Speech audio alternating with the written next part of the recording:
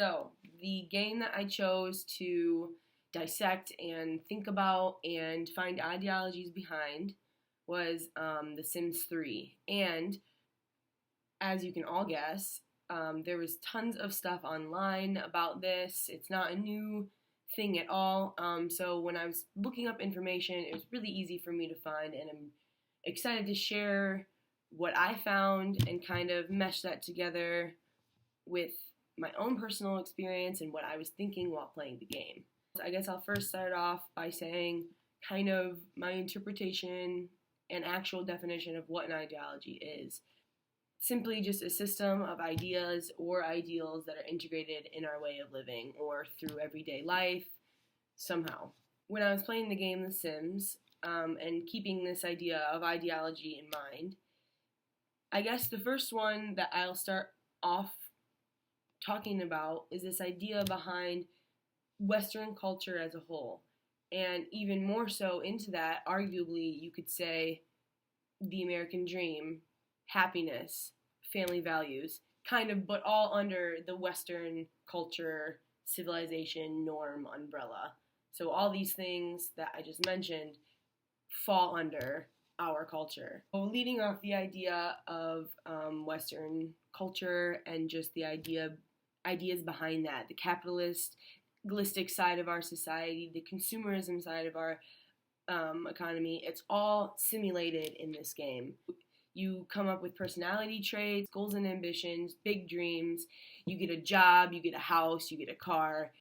The game kind of pushes you to make friends or form relationships with other people, to then get married with, join houses, share income, and like start a life. So it's this very clouded, sugar-coated, idealistic thing of what the all-American dream should be like. And so in researching this, one lady that I found super interesting, and she had a really cool article, her name is Mary Flanagan.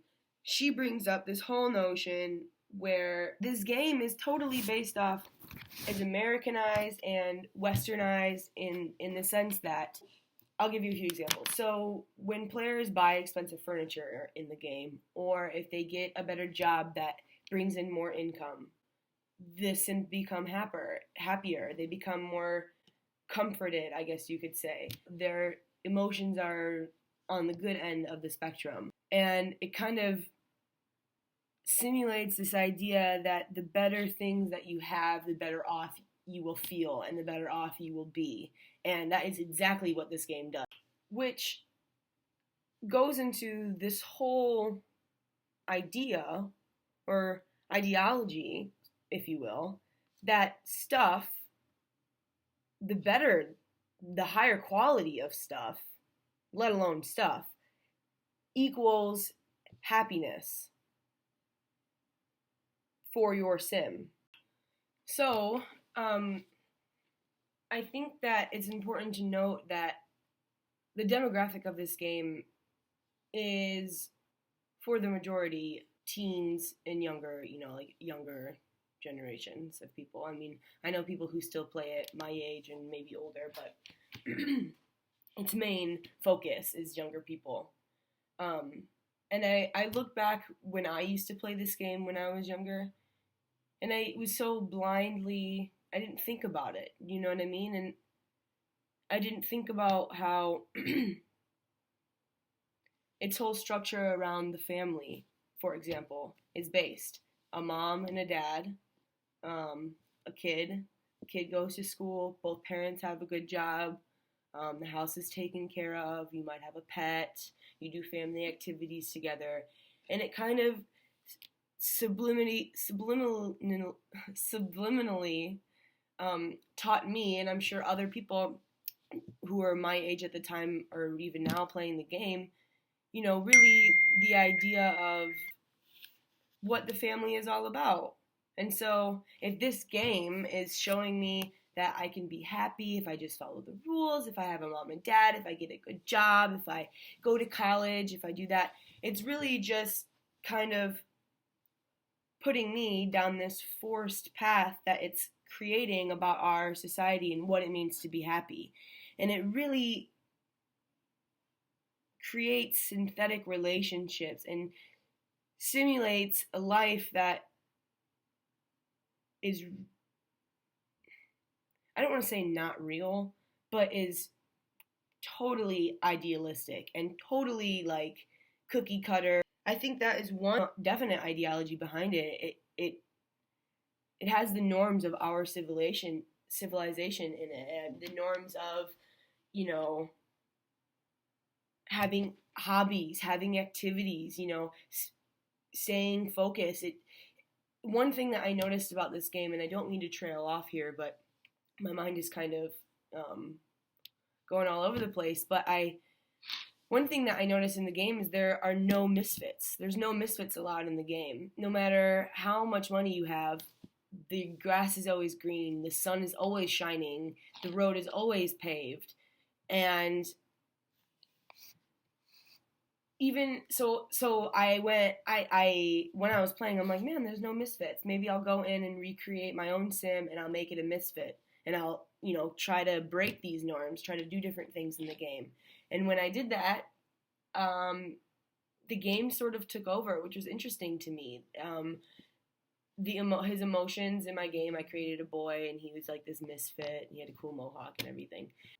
And the game kind of took over for me. It kind of, when I told the sim to go do something, the sim wouldn't do it and it would go to work instead, when I didn't even tell it to go to work, because it wanted to make money for me to buy better things, like a better bed for the sim, or a better couch, or a better car, just so the sim would be happy and his emotions would go up. That's just one aspect that I kind of think ties into this whole American ideology and civilization and just kind of where that's going.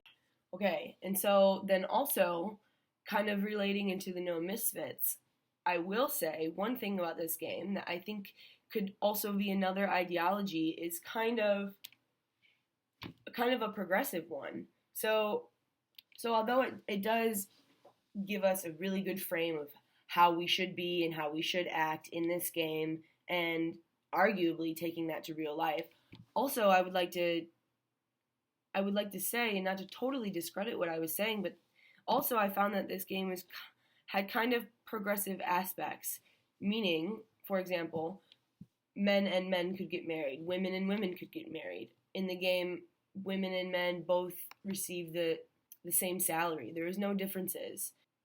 Even if you were man or a woman, or black, white, yellow, green, anything. And I think this is cool because I think it poses two questions here. I think it's cool because that's a progressive way of playing your game, and if those ideas are introduced even at a young age, or if you play when you're an adult, even at an older age, it kind of allows you to escape the bullshit of the outside world and kind of, you know, be seen as equal. All sims are equal, and that kind of ties into where I was going. There's no misfits. They don't allow you to be any less. And in real life, there are people who are misfits. Not any less, so to say, but there are misfits. And the game doesn't really allow for that, but it does allow for men and women to get treated equally, and all races to be treated equally, which I thought was really cool. And I think this also poses the next question: is that a good thing? So if I was younger and playing this game, and I saw that there was no difference between race or gender or whatever in this game, would I then apply that to the real life, and so therefore kind of make me not realize that those things are actually a part of our society? There is a difference in gender, race. I mean, there has been, and there's been shown. I mean, women and women couldn't always get married, you know, blacks couldn't always vote. But it's just, is it good in the sense that it doesn't create necessary awareness of what's actually going on, you know? That's another thing that I thought was kind of interesting about the game, and I just wanted to touch on my thoughts there. So I mentioned Mary Flanagan. She has 2 articles. I'll put a link below the video so you can check them out, read what she has to say about, the American dream, happiness, how this game kind of forces us to be in that society. Let's say I was in, I don't know, Japan, and I was playing this game. Sure, like the language would be different, but like the game itself would be the same. And so it's teaching those people, and not only teaching them, it's forcing upon them our cultures, Western culture, our ideologies of what it means to be happy and how you get happy. And I would like to point out that it's more so, I would say this game more so focuses on, and also Mary Flanagan touches on this, more so on the individual, that being the individual consumerism, the individual capitalism, and it really focuses on what an individual should do, what they should buy, the ideals of American way. Buying equals this. Buying equals happiness. The structure of how we should be living our life. The ideal way we should be living. If it all goes according to plan, you get your job, you find your partner, you get married, you have a baby, you have a house, you have a good salary, good income, and it's just like all of these cookie cutter ways into one, and it forces anybody else who's not a part of who's not only not a part of our culture, but not even used to that idea, not even used to the American culture. It forces that way of thinking and living and playing and gaming and engagement upon them. It's this very simple way of Western culture, and it's pretty crazy. So I want to share the second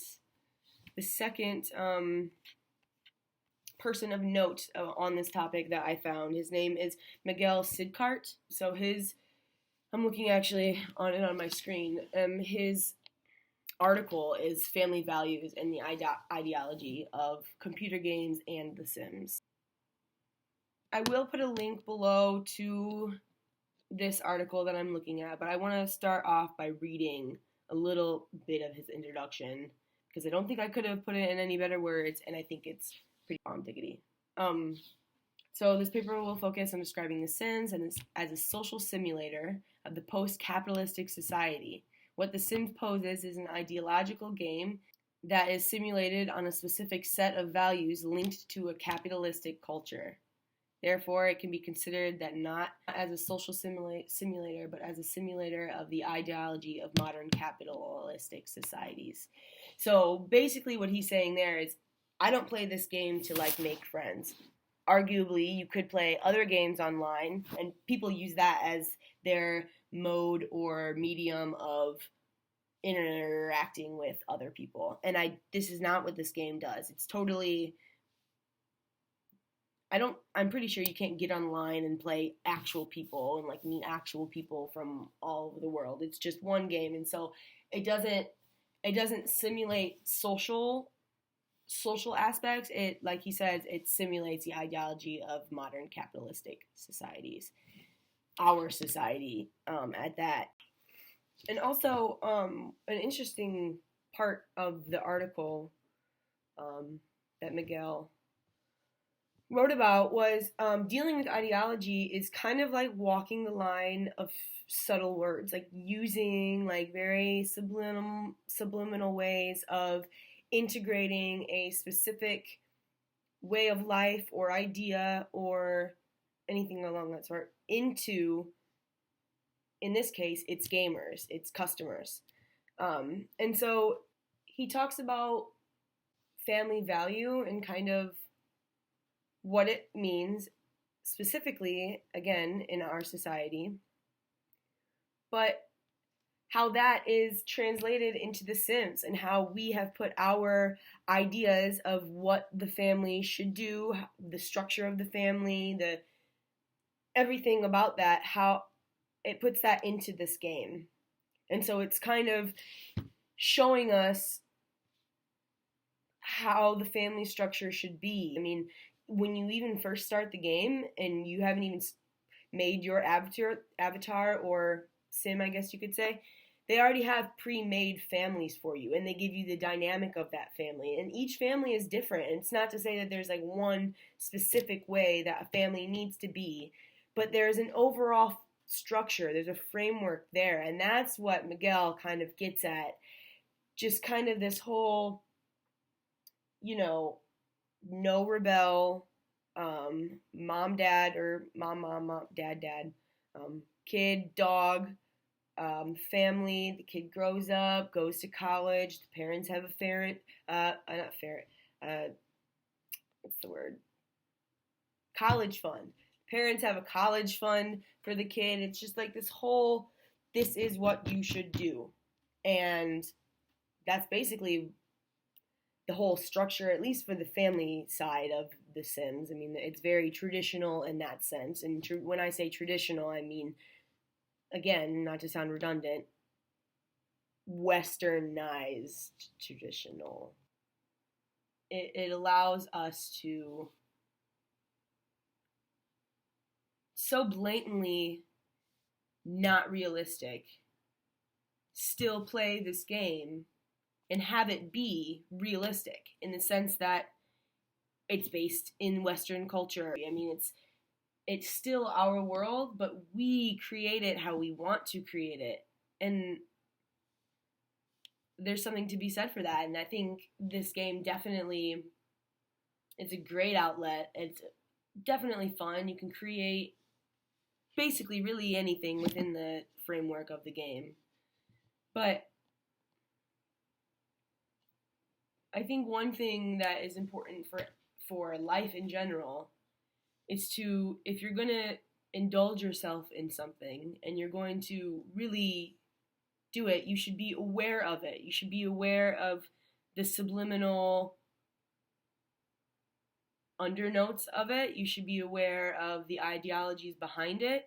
And if you still choose to indulge in whatever it is you're indulging in, you know, then at least that's a step towards becoming a more, not only liberally educated and liberally educated person living an examined lifestyle, but it really pushes us, I don't know, it pushes your brain to really be playful in a sense. I mean, you know what reality is and you know what fantasy is.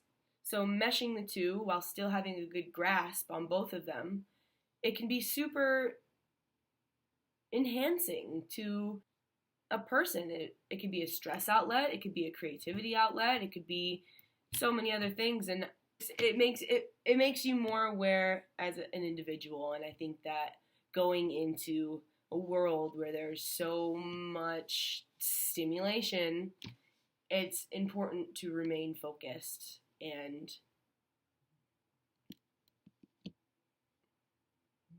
not get lost in the translation of what is real and what is not real. So those are my ideologies for the game. Again, I just want to reiterate a little cap. Western culture, family values, happiness, progressiveness, even. The two people that, I guess you could say theorists. So those two people I found really interesting. I'll leave links in the, I guess, section below to find links to the articles that I read. And yeah, that's my assignment.